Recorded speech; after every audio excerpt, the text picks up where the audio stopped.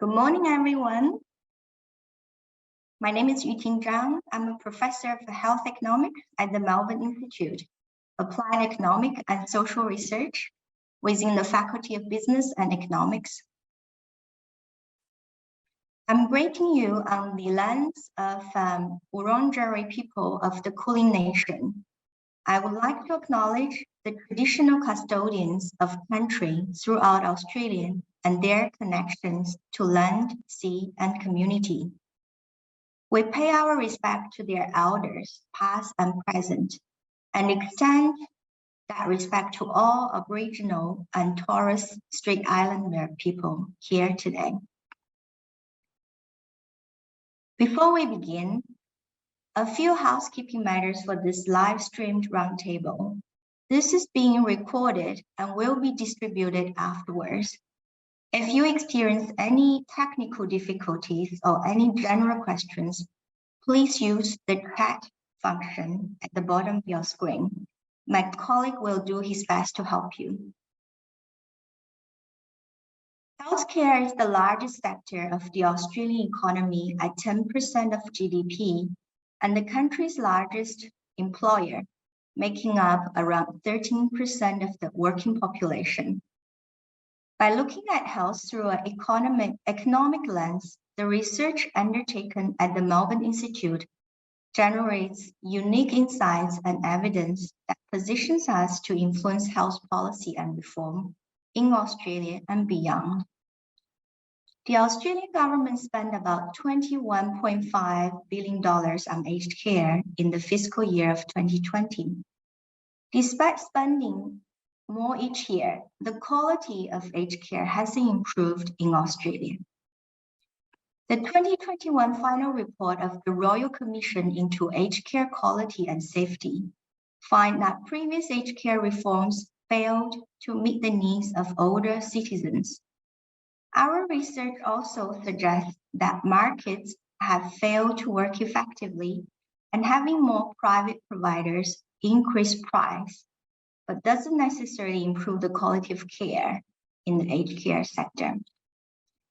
This morning's roundtable brings together academics, policymakers, and practitioners to discuss aged care organization, financing, and market failures, with a view to inform how aged care could be improved.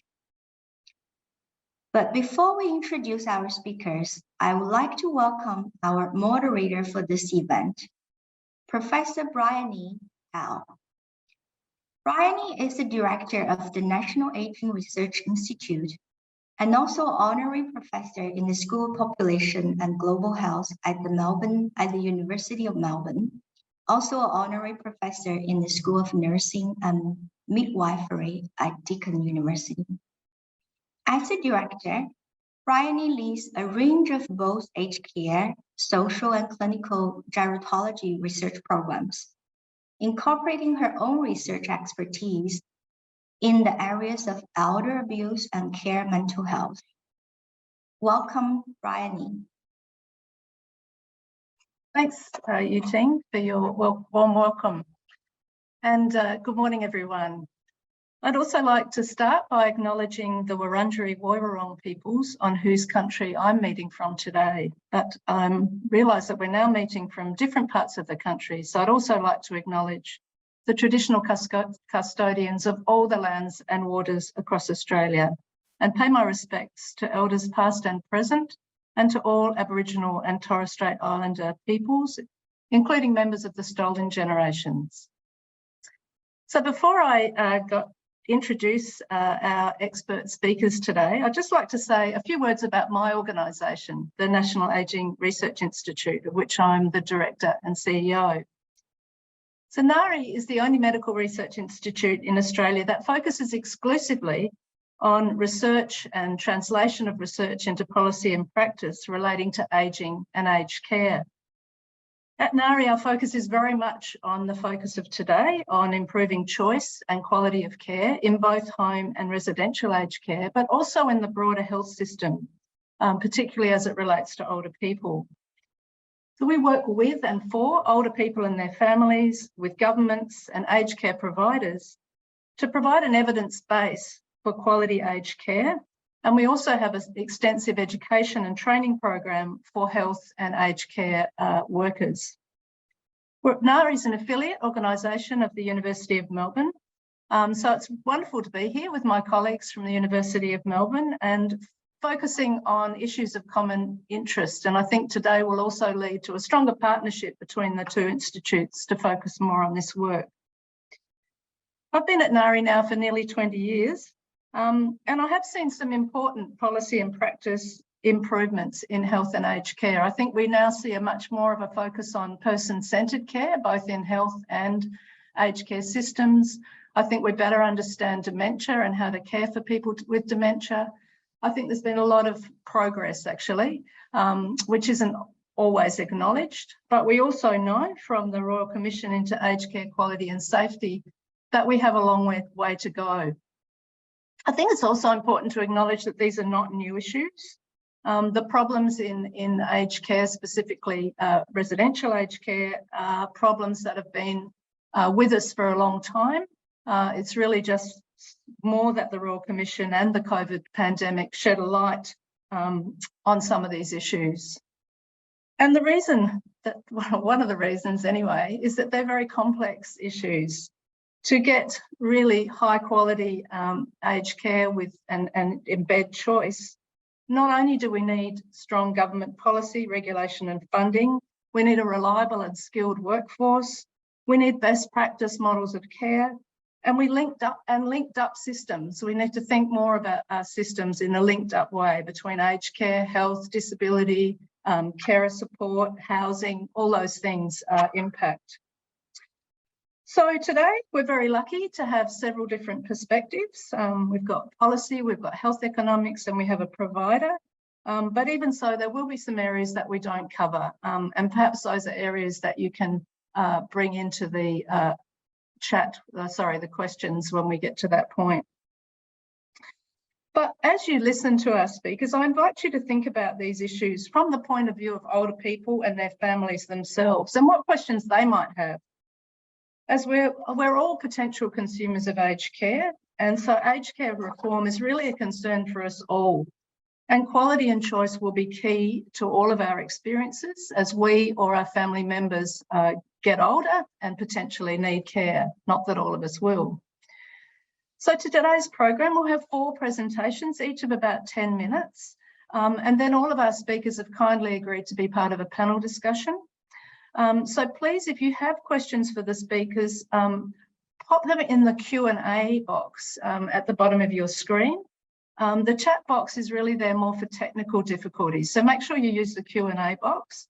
The questions are anonymous, and there are opportunities for up voting and commenting on other people's questions as well. So we'll try and go to the most upvoted questions when we get to the panel discussion. So that's enough from me. It gives me great pleasure to introduce Michael Lai, who will provide us the policy perspective. As you're all aware, aged care is the policy responsibility of the federal government. So we're very lucky today to have Michael Lai, the Deputy Secretary for Ageing and Aged Care in the Department of Health and Aged Care. Prior to joining the Department of Health in 2019, Michael was the Deputy Secretary responsible for disability and carer policy. Again, very important areas in aged care and health at the Department of Social Services. Michael has a Bachelor of Arts degree majoring in psychology and a Master of Social Welfare Administration and Planning, both from the University of Queensland. And I think we're really looking forward to hearing what Michael has to say today about current reforms and what will be forthcoming in the policy landscape. So over to you, Michael.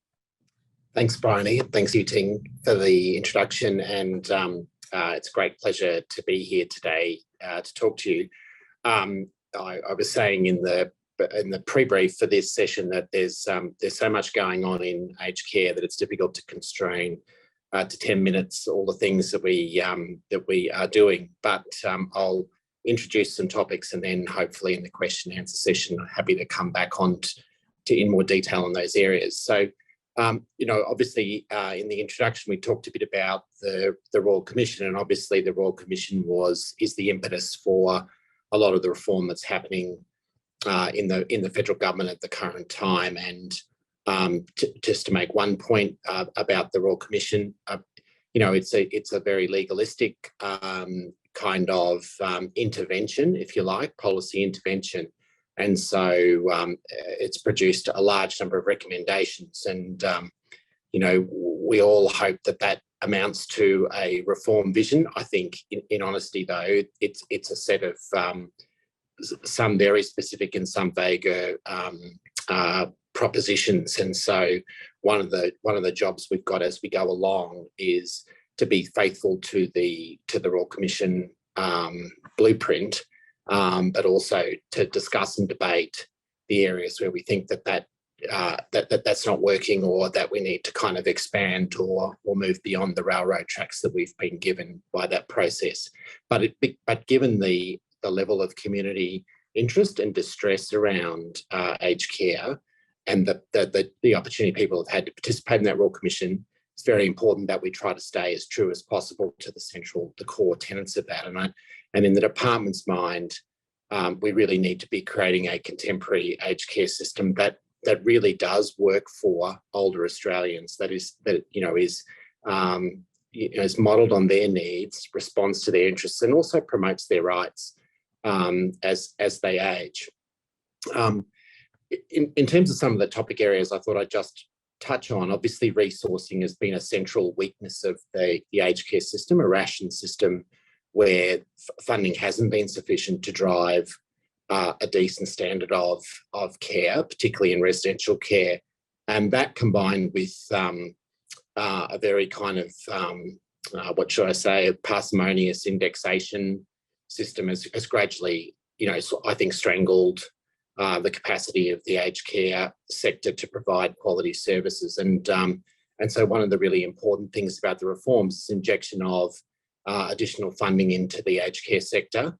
A lot of that funding admittedly tied to the achievement of improved quality, but also the really important mechanism of the Independent Health and Aged Care Pricing Authority, independent body to help us to look at the cost drivers in the system and recommend to government an uplift in funding that's commensurate to the costs of actually providing good quality care. And I think those two things are really, really critical to getting beyond the system we've been in. Supply and demand, I just wanted to touch on the fact that we obviously have a system where the demand outstrips supply for care in the home, in our home care and CHSP programs, whereas in residential aged care, we've seen very, very flat demand, and we expect that to continue over time. So I think at the moment, maybe about 85% occupancy in residential aged care. And while some of that's driven by COVID, I think that probably reflects a longer term trend. And I think what's important about that is, one is we've got to kind of think about how do we make sure the system works between those two types of care, but also recognise that at least in part, this is a bit like the disability deinstitutionalisation kind of changes that happened in the mid-80s, where people very clearly want to stay independent in their home, maximise their life at home for as long as they can, and rather than receive institutional care, no matter how high quality that is. And so we need to kind of match that consumer preference. I thought I'd just mention around consumer contributions. It's a very kind of live issue. I think the challenge that we grapple with, and it's a continuous one in government, is recognising that over the next 20 or 30 years, the population of people over 65 is obviously doubling. The wealth of that group is also increasing as the super system matures, and so people will be coming into our orbit with a greater capacity to meet some of the expenses that they might incur in an aged care system. And so rather than saying we want to go after those people, we need to actually just make sure that the means testing systems work as intended, and that whereas today the vast majority of our population in aged care are on a full or part pension, that in the future that's going to change. And so the system needs to calibrate to and not have holes in it. If people have a greater if they have greater wealth, then they have a capacity to meet some of the costs of their care. And I think also that's probably a bit more important in the care at home space too, in terms of managing demand and some of the issues that we've seen in the NDIS. And I would never advocate means testing at the NDIS, but in the NDIS you've seen there's no controls in that respect to moderate demand. So the next issue I want to touch on was transparency and human rights. I think one of the difficult issues for providers in our sector has been that while there's been a funding uplift, and there's funding uplifts coming for things like wage increases that are working their way through the Fair Work Commission, we've also dramatically increased some of the requirements on providers, and that's really about trying to improve transparency in the system. Now, it remains to be seen whether the Royal Commission blueprint goes too far. I think the transparency issue is very, very important for us, for consumers to have and their families to have line of sight to the system in which they're engaged in. I think equally important in our minds in the department is that not only do we have transparency, but the information that is published or made available to the community is also understandable. I think there's there'll be a wealth of information around the financial health of our service providers, but some of that, is really spreadsheet kind of material, and we need to kind of find ways to make sure that people can actually digest the information and make sense of what it means for them as they choose the type of care that they want to receive, or who they want to receive that from. But just recognising that agenda, while very, very important, imposes a burden on providers, and it's not inconsequential, and it goes to the issue, which I'll talk about in a second, on market stewardship around their viability. The second thing is the new Aged Care Act, and this is really tremendously important for us in terms of trying to achieve a greater focus on the human rights of older Australians. I obviously come from, previous to this, the disability policy environment, and it's indisputable that the kind of architecture within the human rights framework internationally has been an ally to consumers in terms of driving the attention of governments and providers to their needs and promotion of their rights. And we've seen through COVID real challenges for aged care and for residents in residential aged care particularly, and we need to have a stronger, more robust framework that protects the rights of that group of people. So the Aged Care Act will be one of the primary ways in which we are seeking to kind of promote that rights foundation. I mentioned market stewardship. A couple of comments there. One is, obviously we're doing a lot of work around trying to assess the viability of the aged care sector, and it's a very diverse sector, and so really, really important to pay attention to providers, particularly those who don't have this kind of scale of your market leaders like Opal and Regis and the like, and pay attention to the for-profit, not-for-profit divide.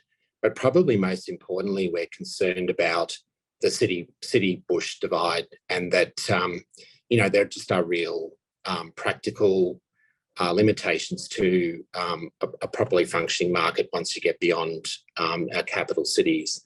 And we think that we need to kind of engage really strongly around how do we provide high quality aged care, and not be trying to sort of pretend that the market's going to work beyond those big metropolitan areas. And so we've done a lot of work to look at that. I think we've got some bespoke programs that operate particularly in remote locations. The problem is that some of those programs have taken services outside the orbit of the Aged Care Act. And so, you know, if you take a rights basis, we should be making sure that people have the protection of the Act no matter where they live. And so, you know, we're very open to a discussion about how best to deliver services and how to fund those services outside of the big capital cities. In the big metro areas, though, we do think there is some capacity for greater competition informed by that transparency agenda I've already mentioned. Lastly, I just wanted to focus in on, and this is relevant in part to the thin markets discussion, the opportunity for us to consider the care sectors as a grouping. So disability, veterans and aged care in the first instance. There are kind of some areas where you'd also bring in areas like childcare, but I think for the moment we're focused on the three kind of adjacent care sectors and the opportunity that looking at harmonisation of regulation, consideration of how we operate together around pricing, workforce issues and thin markets. And so there's a body of work going on there to try and recognise some of the particular issues we face, particularly beyond the city, in delivering care services to individuals. And so very interested in going forward about how we look at models of service that deliver for consumers across those three adjacent areas. Bryony, I might stop there and hand over to the next speaker. Oh, thanks, Michael. I guess you've outlined a huge program of reform and some very real challenges, I think, that we're facing, but also some interesting ideas about potential solutions, which perhaps we can drill down a bit more into at the panel discussion. So thank you. I'd now like to introduce our next speaker, who is Associate Professor Yongse Yong. Yongse is a Principal Research Fellow at the Melbourne Institute of Applied Economic and Social Research, and an experienced applied economist specialising in health economics, health services research, and industrial economics. He has extensive knowledge of how the Australian healthcare system operates, especially on issues related to health system performance, measurement and evaluation, and health policy and programs. His current research includes projects exploring price transparency in specialist care, hospitals competing for private patients on quality of care, and very relevant today, whether competition in aged care affects nursing home quality and pricing. And he's going to talk to us today about market-orientated reforms and market failures. Over to you, Yongse. Thank you, Bronnie. I have some slides, so let me share my screen. So I hope everyone can see that.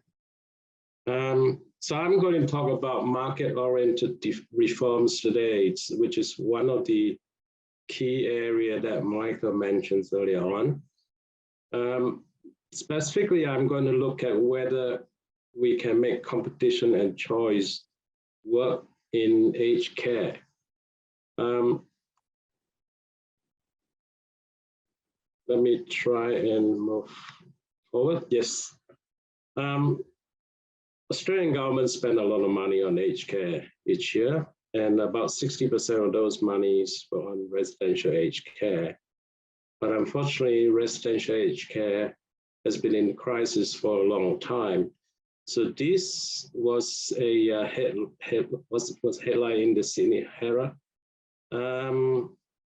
Shortly after the publication of the Royal Commission report 24 years aiding inquiries in aged care. That doesn't really look good. But we're not really unique in terms of doing aged care badly. If you look at other countries, UK got featured in Amnesty International for some unfortunate events about aged care during COVID. The New York Times got a feature about nursing homes in the US. In Canada, we have aged care scandal appearing in CBC, their local newspaper. Even in countries like Sweden, it's not immune. There were some problems with their aged care system that got featured in their local newspaper as well. So it's almost like, give me any country, I can find some scandals in aged care for you. Now, this suggests that aged care is really something really hard to do well. And a big part of this is that it involves personal care, clinical care, mental and social well-being, personal preferences, preference of family, and all these preferences might not be consistent with each other. So in a nutshell, it's about living, and it's really hard to define what's good living. So good care is so hard to define that we have indicators of quality that are defined in terms of things like excess mortality, falls, infections. So all these are lousy care, they're not good care. And of course, absence of lousy care is not really equal to good care. But still, there's no excuse for not trying to improve the system. After all, each of us may one day need to use aged care if we are lucky. And that would depend on, or unlucky, depending on how aged care will be organized then. So there have been many aged care reforms over the years, that's for sure. There are two that kind of stick out in terms of market orientation. One is the Aged Care Act 1997. And in that act, that sort of started the privatization movement. And then the 2011 LLB reforms, which put a much greater emphasis on consumer choice, on private participations, and on market and competition. Now, the belief in all this reform, I think, is that markets and consumer choice will drive nursing homes to offer better quality of care at lower prices. I think this belief is still guiding reforms today.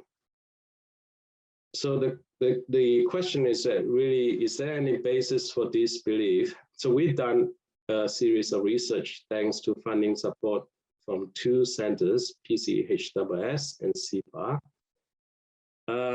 We did a report for the Royal Commissions looking at competition, pricing, quality of residential aged care in Australia. And also we then published an article in the journal Health Policy looking at ownerships and and differences between different type of ownerships in terms of quality and prices. And then we published a review in the journal The Gerontologist. That was looking at international literature in this space. And then we have ongoing work. Now, before I forget, I should acknowledge contributions of my co-authors in all this research. They are Dr. Ao Yang, Professor Yuting Zhang, and Professor Anthony Scott. Now, the ongoing work here, we're looking at the causal relationship between nursing home prices and quality of care. We had a theoretical model, and then we had some predictions from the model, and then we bring the predictions to the empirical data. So let me quickly summarize our findings, and then I'll move on to what we can do to improve the market in aged care. One is on competitions. We find that competition is really very uneven in cities versus in remote areas. No surprise there. We also find that there's no evidence competition is associated with better quality of care. So more competition doesn't really bring you more quality. More competition is sort of weakly associated with lower price. So it seems to be the market works a little bit there, but the evidence is pretty weak. Now, in terms of ownerships and quality and prices, I just show you a quick picture. On the left-hand side, it's a list of quality measures. As I mentioned before, these are all actually lousy quality measure. So there are things like adverse medications, ED emissions and falls. So what you can see, we compare here, it's government-owned facilities versus for-profit facilities. And the base is for-profit facilities.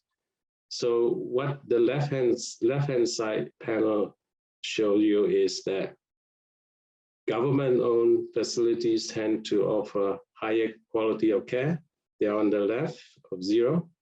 So they have less of these adverse events in most cases. On the right-hand side of the panel of the figure is the top one is price. The bottom two are about hours of care. So what it shows quite clearly is that government-owned facilities charge lower price, and they tend to offer longer hours of care, longer hours RN hours, and also total hours of care. So that pretty much summarizes that particular paper in health policy. Government-owned facilities charge lower price, offer higher quality of care. Now that sort of indirectly shows us that competitions really hasn't worked well for this aged care market. Yeah. Now in our current research, we're looking at causal relationship between prices and quality. The results are kind of tentative. We're still checking through results. What we find is that there is no causal relationship. Now, what does that mean? It means that if you have higher prices, for example, if you give providers $10 more each resident each day, you may not it may not give you higher quality. Also, if you impose higher quality standards, so for example, if government introduce some quality standards that need to be met, this may not cause higher prices. So obviously, this set of results, it's very specific about the particular time period we use. Things may change if we move on to different time period. Now, the lessons from the past suggest that consumer choice and markets need certain conditions to work. And markets can fail in aged care, and due to 3 key reasons. One is that we have very limited information on quality. 2, there's a very complex and non-transparent price information in aged care. 3, there is asymmetric bargaining position between providers and consumers. What does that mean is consumers are in a very weak positions typically, because typically when you need aged care, it's suddenly the older person has a fall or has some sort of cognitive issues, and you need it in a hurry. And then there's all these new information that you need to process. So you may end up making decisions in a very suboptimal way. And that would actually derail the impetus of the choice principle. So the choice principle says that consumer can freely choose products and services with full knowledge of what the products and services involve. And apparently this is unlikely to be the case. Now, what can we do to improve aged care? One, we might want to improve the collection and publication of quality ratings. So the 5-star rating system that it's forthcoming next year, I think, might potentially address this information's problem about quality. Now, the unknowns here is how will better information about quality affect quality and prices? Now, it's not that obvious that if you give people better quality information, you end up with better quality aged care, because that suggests that you might the better informations might cause providers to compete more than previously for aged care customer. But don't forget, in aged care, we have for-profit, not-for-profits, and government-owned facilities. So might we have a situation where we have market segmentations? So some providers might go for low quality, low price products. Other provider might go for high quality, high price products. And it might even happen that the same provider might provide low quality and high quality products at low and high prices, a bit like the airline industry's model. So you have business class, economic class from the same company. And one of the sad thing about that model is we know it's a lot easier to make the low quality product even lower quality than it is to try and increase the quality of the high quality and high price product. So if we have this sort of market segmentations, aged care, the quality issue of aged care might not be resolved at all. And again, we have also issues about competition in urban and rural markets. So the second thing we should do is to make prices more transparent and less complex. Now, currently, aged care prices has got two major components. It's got accommodations costs and also daily payments, daily care payment. The accommodation costs you can pay by lump sum, which is called RAT, or you can pay by daily payment. That means testing involved. Now, all this might also involve pension eligibility, because typically when people want to pay for lump sum, they might consider selling their family home. And that may have implication on their aged care eligibility.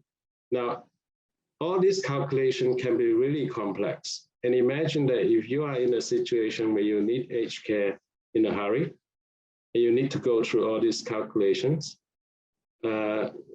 it's really a daunting task. Now, the third thing we should do is try to improve the bargaining positions of consumers here. So I throw out the Scandinavian model because I think that's probably a model that has some things that we can learn from. There are these local authorities who assess the needs of consumer and also procure services. So this put a shield between consumer and providers. It sort of protect consumer a bit, but of course, to adapt that to our local system, that require quite a lot of thinking. Now, suppose we do all this and markets still don't work. What are the alternatives? Well, one way to think about this is to think along two dimensions. On the horizontal dimensions, we have private sector participation. On the vertical dimension, we have market mechanism competitions. So currently we are sort of on the top right-hand corner. We have consumer choice competitions and private for-profit providers. Now, we don't have to have these options. The other extreme would be public sector provisions.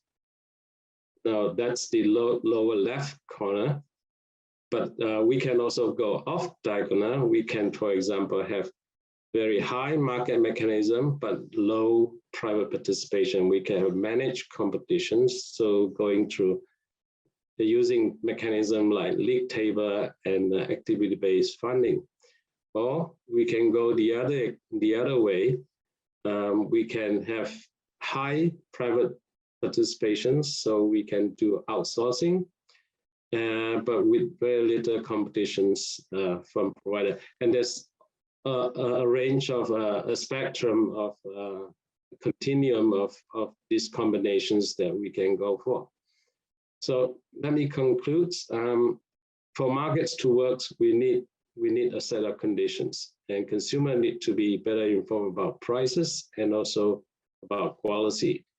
But these have implication on market structure. Currently, we know very little about what this would entail. We also need to understand things like market segmentations and urban-rural divide. The power imbalance between providers and consumers should be addressed. Now, there are a range of other topics that we haven't touched on, things like how does competition affect employment in this sector, about training, about employee satisfactions, and so on and so forth. But I think we have to start somewhere, and I'll stop here. Thank you, Bryony. Thanks, Young-Sang. Fantastic. Let me unshare. Overview of all the issues associated with our current market system. I'm also noting that we're getting quite a lot of great questions now in the Q&A, so keep them coming, and we will address them once we've heard from all four speakers. So I'd now like to introduce Professor Henry Cutler. Henry is the Director of the Centre of Health Economy at Macquarie University. He has led around 140 health economics research projects, has been an expert witness for the Royal Commission into Aged Care Quality and Safety, and has led numerous aged care consultancy projects for the Department of Health. He recently led a research project for ACFA on the role of RADs, that's refundable accommodation deposits, within the aged care system, and another to assess the role of financial literacy when making accommodation payment decisions funded by the Extra Foundation. So he's going to talk to us today about financing and funding of aged care. So over to you, Henry. Thanks, Bryony, and thanks for inviting me to this event. It's a great event, and it's really great to be sharing these ideas. I'm just going to share my screen. So hopefully everyone can see that. Please send me something through the chat if you can't. So this presentation is really on a specific topic, which is around refundable accommodation deposits. And we've been doing work in this area for the last few years. But just to give you a bit of a background for those who are not familiar with RADs or the policy setting within RADs. So RADs are really our primary financing vehicle for capital expenditure. Around 57% of all provider assets are funded by RADs, and we have, as of 2020, $32 billion sitting on their balance sheets. RADs were introduced when they were called bonds in 1997, and that was for a specific purpose. Just at that time, there needed to be an improvement in building stock to meet preferences. There were lots of facilities with 4 bedrooms and shared toilets. There was also the need to increase the number of beds available because there was an increasing demand. And the government also was in a bit of a tricky situation in that a budget deficit meant they had to try and cut government expenditure. And if you'll remember, that's just when the Howard government first got in. There was also specific economic circumstances that was at the time forming the decisions around how to improve capital expenditure within the residential aged care sector. Unemployment rate was above 8%. There was a huge national savings problem, so investment funds weren't cheap, and there was low investment in housing, so there was a lot of risk for investors.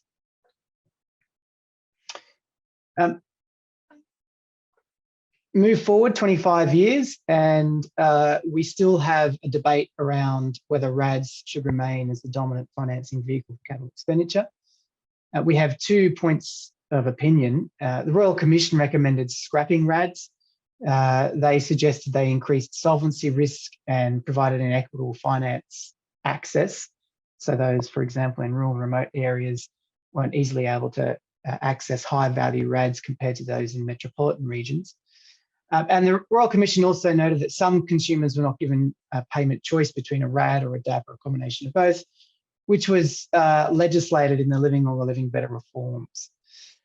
Having said that, the Aged Care Financing Authority, which we did some work for at the time, independently recommended keeping RADs. They suggested that consumer choice was important, so people should still have the choice between a RAD or a DAP or any combination thereof.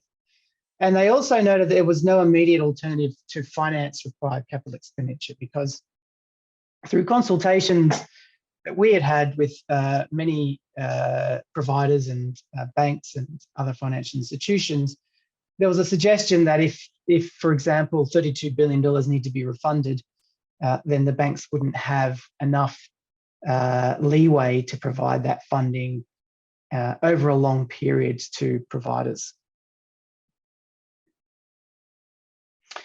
So the research that we've done, there's been 5 papers or projects that we've undertaken over the last 2 years. The first was the role of RADs in residential aged care, which we undertook for ACFA and finished in 2021. But we've also written a number of papers. So one is the financial performance of residential aged care providers in their unique capital financing structure. We've also written a paper on the role of RADs in financing aged care capital expenditure, which explores in detail some of the comments that we received through consultation with providers and funders through that ACFA work. We've also written 2 additional papers looking at how people choose RADs. One is on understanding the determining factors of aged care accommodation payment choices in Australia, which we used data, administration data that we had received within our ACFA work to assess how people make choices. And then the other report that we've written is what drives end-of-life financial decisions, an analysis of aged care accommodation payment decisions in Australia. And that was work that we had that was funded by the Extra Foundation, whereby we went out and collected information from 600 informal carers that had significantly made a contribution or had made the decision on behalf of a resident when entering residential aged care regarding their accommodation payments. So I'll just go through really the key outcomes from those 5 research projects, because we have a limited amount of time. And I suppose the first surprising result that we got from surveying residential aged care providers was that despite what we mostly hear in regards to RADs and their importance in the sector, not every provider prefers an accommodation payment type such as a RAD. And you can see that there are differences across different provider types. So for example, if we look at the pink columns there, you can see that just under 50% preferred a RAD for the for-profits versus just under 20% for the not-for-profits. Most of the not-for-profits actually preferred a DAP or a combination of both.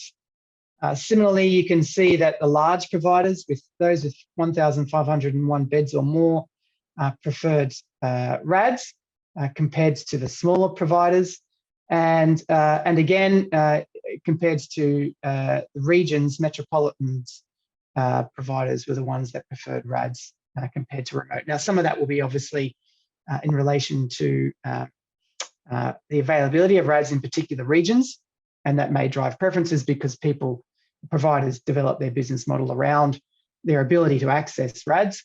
But it's fair to say that not every provider would prefer a RAD, and some would prefer a DAP, because DAPs can actually increase income compared to a RAD if you're not using that for capital expenditure. And that income can then be used to cross-subsidise care or daily living expenses, for example. Now, do providers actually prefer RADs? Well, it's a little bit more complex than what I've just explained, because in actual fact, some providers prefer RADs at some times and prefer RADs at other times. And so this is a quote that we got from a provider. The question was, do you prefer a RAD or a DAP or a combination? The response was, it depends. When we renewed most of our assets, we really had a RAD focus. We've lost the appetite for new construction. And so there is a preference towards DAPs to boost profitability, which is struggling a little bit.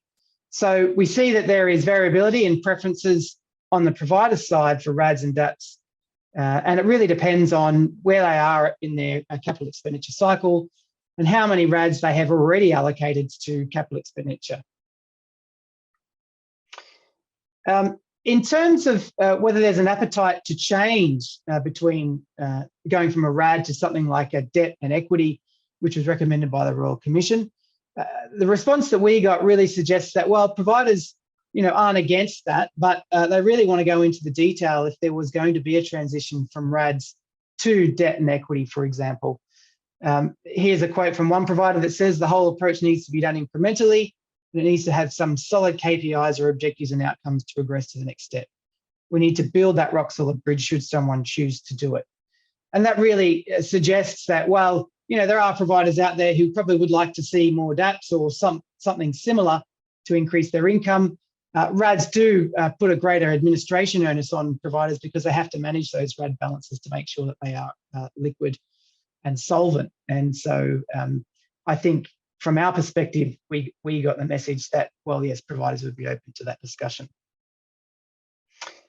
Now, we've also undertaken some analysis around do RADs impact financial performance, and none of this has been done before, despite the fact that they make up such a huge component of capital expenditure finance. And RADs are unique in Australia. So we're the only country that has this type of capital expenditure financing for aged care providers. And you can see here that we've looked at some administration data based on provider data that was given to the department. And this was through the work that we did for ACFA. And these coefficients here suggest that profitability, for example, there may be a slight negative reduction on profitability associated with more RADs, but it's not significant. It's not statistically significant. So that could be in some ways, a random result. Having said that, though, if we look at capital expenditure, liquidity and solvency, we do see that there are significant coefficients. This is on the right-hand side. And we see a positive impact on capital expenditure, which we'd expect. But we also see that liquidity and solvency reduce relative to the amount of RADs that a provider holds. And so effectively, we're suggesting that RADs reduce liquidity and reduce solvency. Having said that, though, it is heterogeneous across providers. If we look at the small providers versus large providers, we can see that for capital expenditure, the larger providers have a greater impact associated with RADs, but the smaller providers have a greater impact associated with reducing liquidity and reducing solvency. We also undertook some research through the funded by Extra, looking at the role of financial literacy and how people choose between a RAD or a DAP or a combination of both. So this is looking at the consumer side of things. We used a financial literacy measure that had 3 broad questions. And the idea was that because the choice is so complex between a RAD or a DAP or a combination of both, there should be some financial literacy for those who are making that choice. So we surveyed 600 informal carers that had helped or made the decision for the resident and found that only 48% answered the 3 questions associated with financial literacy correctly, which suggests there is some financial illiteracy amongst those who are making those decisions. There's also some perceived conflict between what people think they know and what they actually do know, with perceived high financial literacy but actual low financial literacy being 17%, and those who perceive their financial literacy as being low but actually it's high is 31%. In terms of looking at primary outcome variables, and I'll be quick here, that these are really questions around how do you feel about your accommodation payment decision was best for the resident financially? Would you make the same accommodation payment choice again? Was the decision complex and was it stressful? We can see that Most people understood the difference between a RAD and a DAP, but more people than not thought that the accommodation payment decision was complex, and deciding on how to pay for accommodation was stressful for them. There was also some uncertainty. A third of people were uncertain that they actually made the choice that was best for the resident financially. And here are just some coefficients associated with modelling financial literacy against these outcome variables. And the highlighted row effectively just suggests that financial literacy has a very little impact on decision certainty, decision complexity, and decision stress. It does help people understand between the difference between lump sum and daily payments. That's about it. Other factors, though, that do impact decision certainty and complexity. So when they have enough time to make a decision, their certainty increased and their understanding between a lump sum and daily payment increased, and their complexity decreased and their stress decreased. Provider behaviours also impacted choice. If they were informed, if a provider informed them informal care about a 28-day decision-making period, again, decision certainty improved, complexity reduced, and stress reduced. And if the provider expressed their payment preference, either a RAD or a DAP, then the decision certainty for the informal carer actually reduced and the complexity increased, which suggests that providers actually have a very strong influence on how people choose between a RAD or a DAP.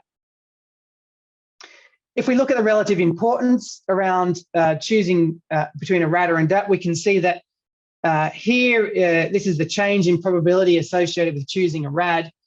And we can see that the asset amount on entry has the greatest impact. So the more assets you have, the more likely you're going to be choosing a RAD.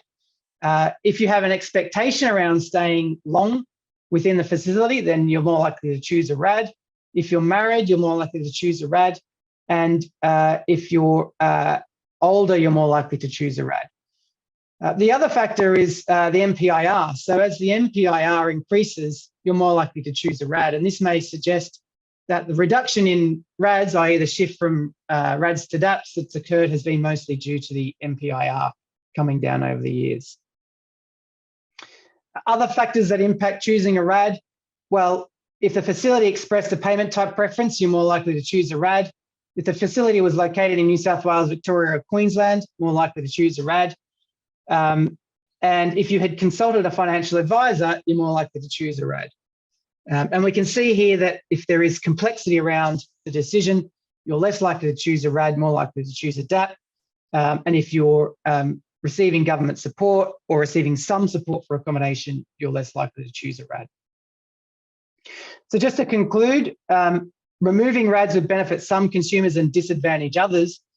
It may reduce choice for consumers, but the question is, well, is choice informed anyway? And I would suggest not really, because most people are financially illiterate, and the choice is extremely complex from a financial perspective. There's potential to simplify the means testing.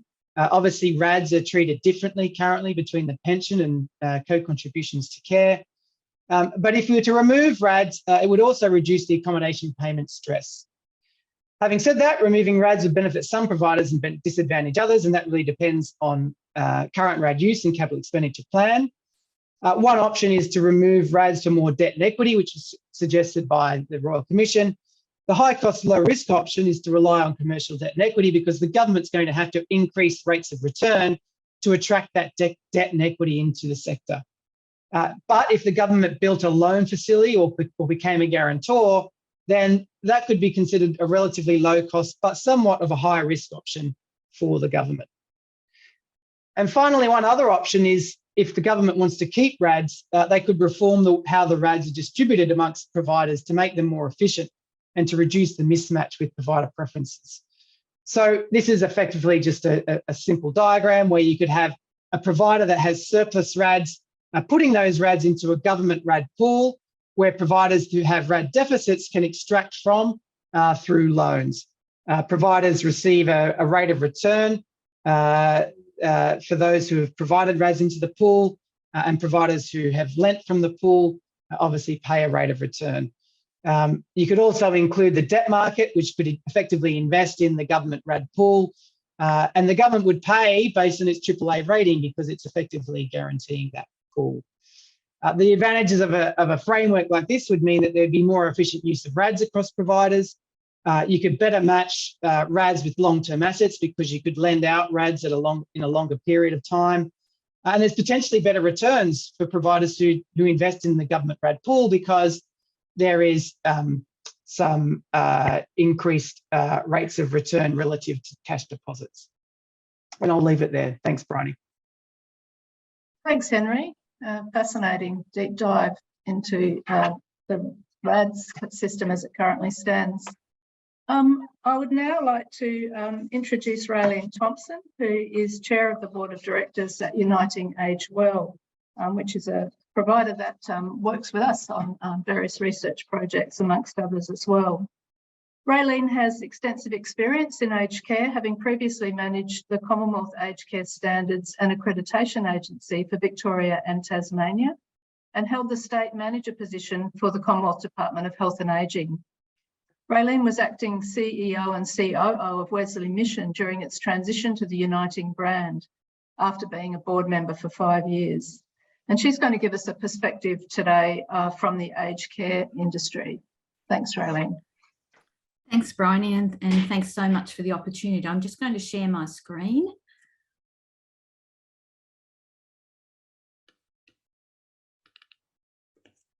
Great, hopefully everyone can see that.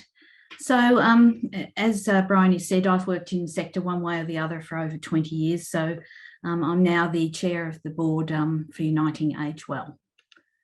A quick update on Uniting Age Well. We're an agency of the Uniting Church. We are a growing organisation in Victoria and Tasmania with a long history of provision of aged care services, mostly because of some wonderful work of congregations over the years who saw a need when nobody was looking at aged care and put services and capital works in place to enable this work. We've just done a new strategic plan which builds on our previous strategic plan, which we have always hoped was about putting people at the centre of our care and understanding that that's the business we're in, regardless of what funding model's used or how we describe it, it's about people. I think I said that we're a middle-sized organisation and we're growing in the home care space. We're very interested in the restorative care space and the allied services that come with that. And we describe our mission as creating neighbourhoods in which we have an ability to provide a continuum of care and services. We work within Victoria and Tasmania, and we've done a service plan so that we have a ambition to fill gaps in services throughout Victoria and Tasmania. As you know, there's some over-servicing in some parts of this, and I think Michael mentioned, you know, the market failure issues are, even in a state like Victoria, there are places that it's very difficult, and Tasmania, it's very hard to provide services in Tasmania, particularly with nursing shortages. All right, so I've got 10 minutes and I could talk forever on this subject, as I know we all could. So I'm just going to give a take from the recent experiences of us as a middle-sized provider of most of the aged care services that we talk about in our country. We've known about these issues for many years. Bryony mentioned, everyone's mentioned it. It's a frustration of mine that I've been working in the sector since the implementation of the 1997 Aged Care Act, which was, you know, came with such hope, and a lot of it did work, I have to say, and a lot of it did enable the regulators to ensure that some of the providers who were not doing the right thing no longer operate in this space. But 20 years on, we know that there are some severe problems in the whole model and how it's been implemented and how it has been used by various parts of the sector. What I think we need now is a cohesive and cooperative approach between the sector, government and community. And what I mean by that is that I remember when I talked to aged care providers extensively about what was going on as we were implementing the 1997 Act, I don't feel that there's the same level of engagement now, and I would really welcome that. As a provider in the sector, what we want to achieve with others is really to restore the community's trust in the sector. This is the great ambition, I think. You know, we can all talk about how we do it, but how do we restore people's faith? How do we let them know that access to aged care services is not a last resort? It's actually a right and a privilege to be part of this stage of people's lives. And they should feel confident to access these services. And I know from the many people I speak to in aged care, many of the residents in our homes and the home care clients we have, they are not confident. They come to us with trepidation because there's so much negativity about what's going on in the sector. And I don't in any way discount the problems that have been exposed by various reports and the Royal Commission, but we have to do something about restoring people's trust. One of the most pressing issues for us is not one that will be of a surprise to you, it's about workforce. So in any sustainable funding model, workforce and how that's funded is important. But one of the elements of it that I don't think gets a lot of attention is that our workforce, diverse as it is, doesn't just deal with the person who receives care. We deal with the families and the friends and the community agencies that are part of that person's life. And that, to my mind, is in no way reflected in the funding model. So, you know, are we ever going to talk about that issue? Because really, I can tell you our staff spend enormous amounts of time working outside of what they get paid for to try and resolve family issues, community access issues, getting people in from allied health, all sorts of things. Big funding issue that nobody talks about. I also want to talk about restorative care and other allied health services. There's a lot of talk about it, but how does that fit into the funding model in a way that's not cumbersome? Because one of the challenges for people working in the aged care sector is how cumbersome every regulatory element is, including the access to funding. The other thing I wanted to talk about was a little bit about what is person-centred care, what's keeping people at the heart of everything we do. We know it's very hard, we know it's very rewarding as well, and it requires skills and personal attributes in every role in the home or in the community care, from the cleaner to the registered nurse to all the professionals that come into that space. All of that costs, and people don't want to talk about that. If you really want person-centred care, that takes a lot to bring that to that individual. Now, this brings me to workforce and a side issue, I suppose, but one that's dear to my heart. We want our staff to feel proud to work with us, and really it's a big challenge for them to feel proud. It's not just about how they get paid and acknowledged, though that is a fundamental and important issue that impacts the overall funding of the sector. It's also about how they're viewed and how they're portrayed by media and others who choose to comment with little care for the impact their comments have on so many people. It's not just about the effect it has on our staff, but everyone in the community who loses faith in the sector. And they shouldn't feel that they can't come to the sector when they need it. So perhaps that's a little side issue to the funding model, but as I say, it's close to my heart, so I can't help talking about it. In regard to our workforce, we have a responsibility to acknowledge the skills and commitment of the whole workforce. Or as I've said, we need to respect and acknowledge that. The staff travel far and wide, mostly on their own. In Victoria and Tasmania, there's a lot of travelling by car. Our funding model prohibits us sending more than one person. So people work on their own a lot, worries me personally in terms of OH&S. And, you know, how do we acknowledge that and fund that? That's a micro issue in some respects, but it's also a real issue for providers. We send people out to ensure that a home care client is evacuated when there's a fire coming.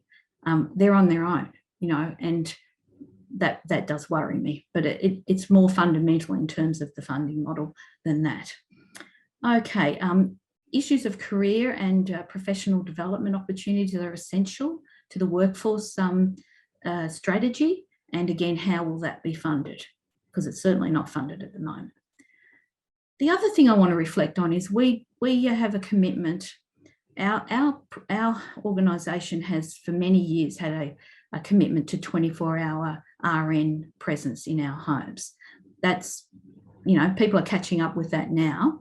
We've funded that effectively through other means, but we also fund a chaplaincy and pastoral care element to our workforce. We think that that's essential to acknowledging the spiritual and mental health issues that many of our residents and home care clients deal with, and many of their family as well. So again, how is that funded? Do we value that enough to fund it within the funding model? We also work with connecting others, so family members, friends, community. That's not funded either. So again, an issue for the funding model. But I don't want to just talk about the funding model. It's really, again, about why do people bother to work in the aged care sector? And I think to conclude, there are many challenges that we've talked about today. They're not insurmountable. They require a conversation between the sector, the people who are receiving the care and services, and those that legislate and design policy and programs. As I said earlier, I've been involved in most elements of the sector, from regulator, policy development and implementation, accreditation. I'm now involved in board governance. I've worked in quality frameworks and complaints resolution, to name a few. And you know what? I think it's all possible. I wouldn't be in the sector if I didn't. And our organisation would not be in the sector if we didn't understand how important this work is. So we look forward to engaging with the new government and those that are implementing the legislative changes and policy that will come over the following period. And sadly, I was going to show you a wonderful slide, so I'll just tell you about the last slide, which was just about reminding us that it is about people at the heart of this discussion. So my last image that I was going to show you was of a couple who've just celebrated their 75th wedding anniversary at one of our homes in Tasmania. And they're very proudly pictured with their letter from the Queen, and the Queen being probably one of the last letters that anyone will receive from the Queen. They're very proud of that. They're living an amazing life with the help and support of our wonderful staff. We're privileged to be on the journey with them, and we will continue to keep people at the heart of everything we do, regardless of which funding model comes forward and the problems and issues that we'll have to address. So thank you for your time, and I'll leave it there. Thanks, Bryony. Thanks, Raylene. Fantastic presentation, and really good to bring us to the heart of the issues for the providers, excellent providers trying to provide really good person-centred care to people in their communities.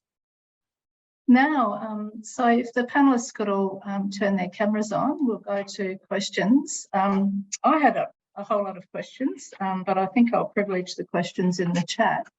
But one of the questions I had that you might all want to think about is exactly what, I guess the question that you raised at the end there, Raylene, is how do we make aged care, how do we make it contribute to a good old age rather than being seen as something that's kind of the last ditch choice, you know, at the end of life. I think there's lots of ways that we can rethink the system to actually make it contribute to a good old age for older Australians. But I'm not going to ask you that question. You can address it in a minute if you like. But I actually thought there was a really good question that came up first, which addresses, I guess, what a theme that's been coming through for me anyway, which is a little bit around back to the future. You talked about creating neighbourhoods, Raylene. I think Yongse talked about the role of a local assessment. So some of these things, and community trust, some of these things are possibly things that were there in previous systems that we've had and lost. And Paul says, I've now worked in home care in many places for over 20 years. I think there was a major disruption with CDC, consumer-directed care.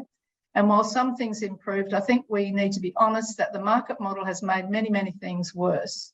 However, we seem afraid to accept that many elements of the pre-CDC home care system were superior. How do we find the courage to have these debates? So I might ask you, Michael, in the first instance to address that question, or the broader question that I asked. Thanks, Bryony. I mean, I think, you know, it's you've got to unpack, you know, what elements of CDC were executed with, you know, sufficient funds, or what was good or bad about the design. And I think some of the other participants' comments reflect on, you know, observations about where we haven't seen transparency, for example, around pricing, or we haven't seen, you know, consumers have that ability to unpack what they're getting, and that maybe has been like kind of one of the reasons that, you know, in some aspects, that particularly around the quality of the service, we haven't seen what we would expect to see, and even on competition. I think there's a lot to be said for, you know, us not being too ideological about particularly around home care or care at home, that we have, in some ways, our challenge as a department is to bring together the elements of the Commonwealth Home Support at the front end of the system and home care.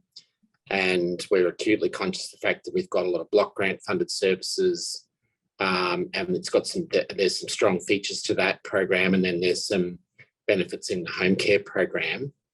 And so, you know, we don't want to be particularly ideological about whether that we're pursuing a pure market model or some version of that. So I think interesting to hear the commentary around the Scandinavian model, interested to hear people's views about what works and what doesn't work.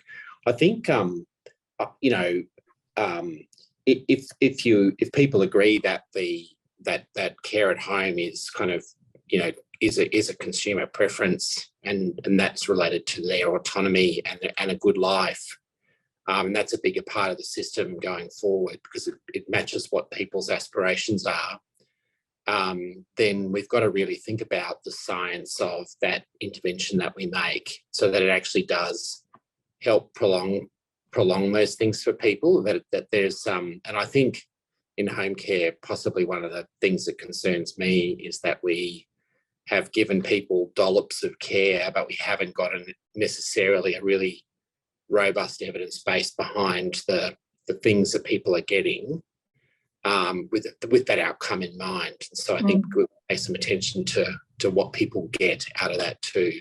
And which elements are most beneficial to them as well. Yeah, so we're clearly underdone on some of the basic things around aids and equipment and assistance, you know, that might, or interventions that might promote mobility, for example, at the front end. Like we know that, and so if we're really clear about our goal here, which is to kind of give people a good life and maximise their engagement with the community, we need to invest more heavily in those things, and we need to give some attention to the crossover point between resi care and home care as well. So, you know, that transition is a little less fractured, I think.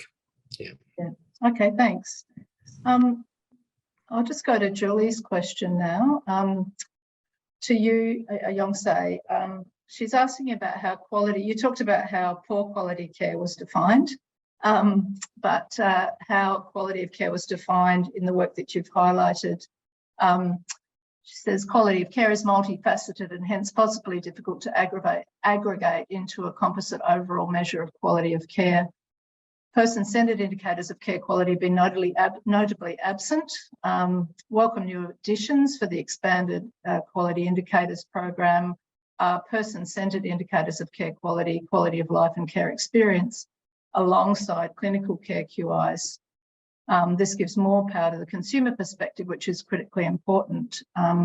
The challenge is in aggregating and weighting clinical QIs relative to person-centred QIs in assessing outcomes. And I did want to say in response to your presentation that at NARI we also did work for the Royal Commission where we surveyed consumers using measures developed by Julie and her colleagues. But we actually found very similar outcomes to you that in terms of the types of care providers. So just if you'd like to, it's a broad question, but if you'd like to just address the issue of quality of care and how we're measuring it and how we weight different elements of that. Yeah, as you say, this is a very broad question. We could spend days talking about this. Okay. But I think the issue here really is that if you ask people what would be a good life, I mean, different people is going to come up with different answers. So it's really hard to try and define what are the aspects of that would make it a good life.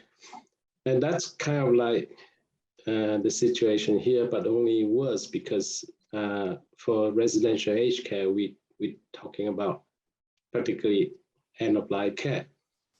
So what's important at end of life would be different for different people.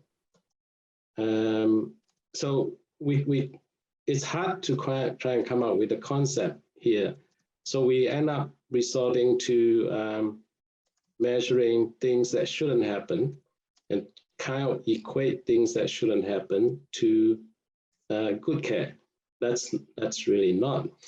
Now, you could ask people, I mean, you could survey residents, but I doubt it will be very useful in the sense that a lot of these residents are not in a good state of mind to answer survey questions. So you end up surveying people who are actually able to answer those surveys.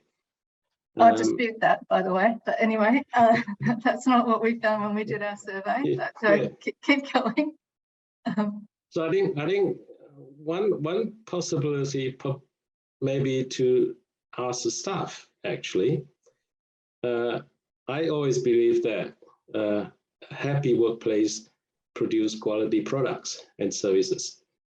So instead of trying to survey residents, you might actually ask people who actually work in a facility. If they are happy, likely their workplace is producing quality stuff. Yeah, I think that's right. The triangulation of all those perspectives is probably the most useful way to go.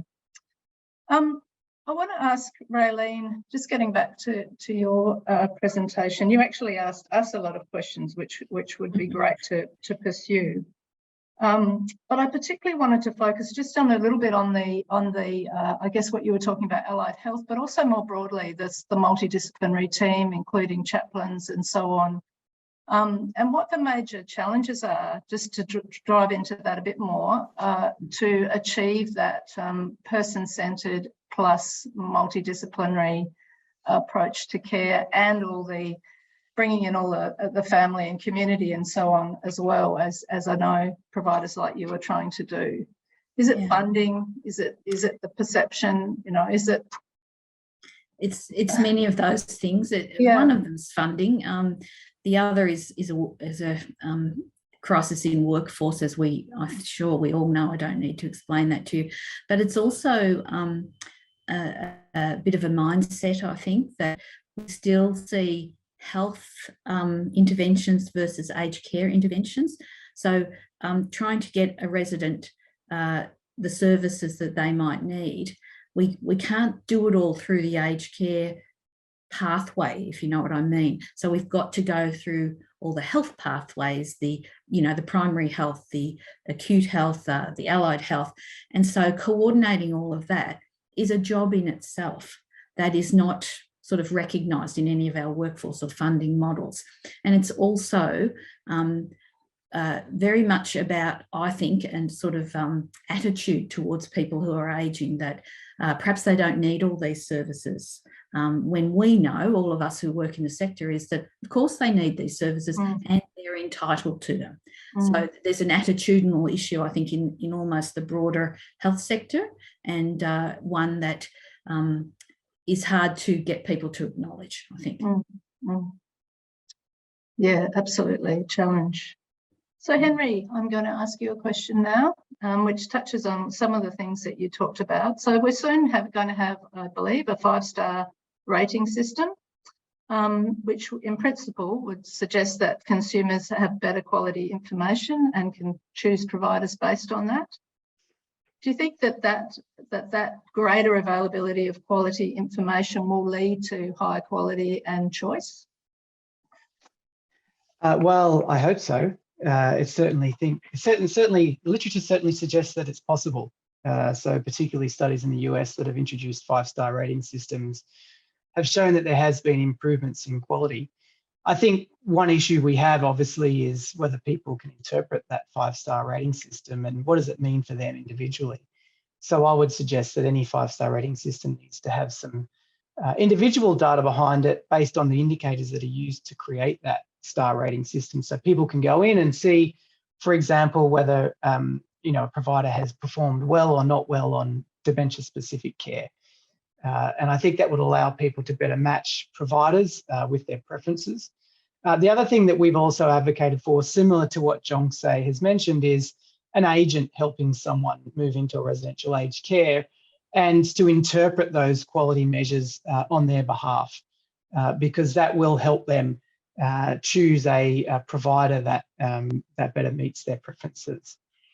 Even though there may be a whole bunch of people out there that don't use those quality metrics, I think there'll be hopefully enough of a strong signal amongst providers for them to understand that people do care about quality and they will use that rating system to make a choice. I think, given that there is a reduction in occupancy rates, that's a good thing in regards to choice, because if occupancy rates are at 95 or 96%, then providers don't need to respond to quality metrics because they already have all their beds filled. And so, I think having something at, between 80 and 85% will provide that incentive for providers to actually respond to the market signals associated with that quality rating system. And then finally, we've also got providers who will be able to look at facilities down the road and to identify that maybe they're not doing as well as another facility. And I think that in and of itself will provide an incentive for providers to increase their quality, particularly if there is a facility close by that's doing quite well relative to themselves. Thank you. Well, I think I need to wrap it up. We're already 1 minute over time, so I think I need to wrap up this conversation. I guess what strikes me is how many questions that we could drill down into. There's so much complexity in the system that we can drill right into all these different funding issues, or kind of try and go up to a higher level and think of the system overall. And I guess one of the things that concerns me is this idea of navigators and external agents and so on. The system is so complex that we need this another layer of navigation. So, in an ideal world, you'd have a system that was not so complex, that was more straightforward, easy to understand, and that people could navigate without needing to employ an additional person to help them along the way. So I'd like to conclude by thanking each of our speakers today, Raylene, Jong-Se, Henry and Michael, for your time. And I'd also like to thank the Institute for Applied Economic and Social Research for hosting this, and Yuting, Anthony and Myron for getting it all together for us. So thanks very much, and I'll call a close to it now.